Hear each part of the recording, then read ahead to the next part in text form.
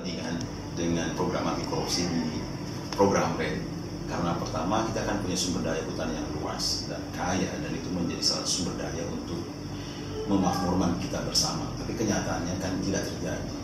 Ada korupsi politik, korupsi di peradilan yang membuat upaya-upaya itu terdistorsi, ya. Sehingga kita tidak bisa menikmati atau membuat sejahtera bersama dengan sumber daya itu. Nah, kita berkepentingan supaya keterlibatan kita berkepentingan untuk mencegah dan memberantas risiko korupsi di program RED.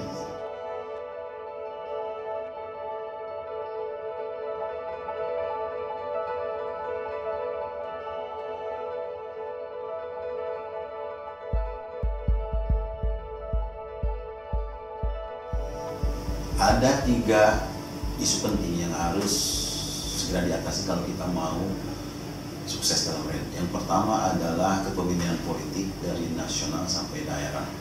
Artinya presiden, gubernur, bupati harus mengambil peran yang lebih dalam mengembangkan program RED dengan cara yang lebih transparan dan akuntabel.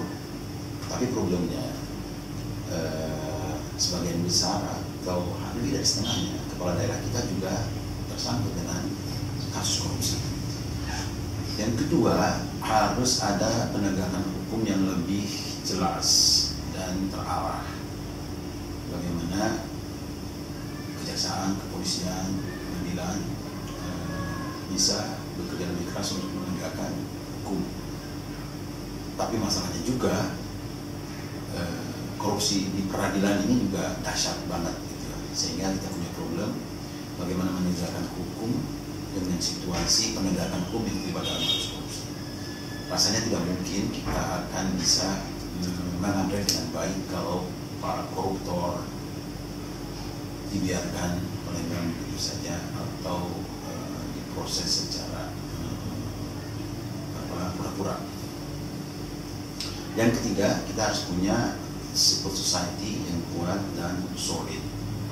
Ini penting untuk memastikan mereka bisa terlibat di dalam proses dan implementasi dan proses kebijakan.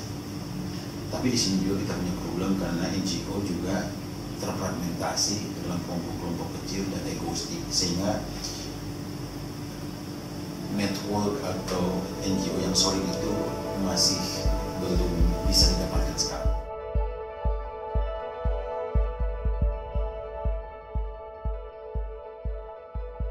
Pada tingkat warga, pada tingkat individu, ada yang bisa dilakukan oleh warga supaya RED ini sukses. Yang pertama, warga harus well informed dan punya pengetahuan yang cukup tentang RED program. Yang kedua, warga juga bisa punya posisi tawar politik yang lebih bagus, lebih baik, dan juga punya political skill untuk nego, untuk lobby dengan parlemen, dengan pemerintah dalam pengembangan program RED ini. Dan yang ketiga, warga juga bisa terlibat langsung di dalam proses kebijakan dan proses implementasi program ini.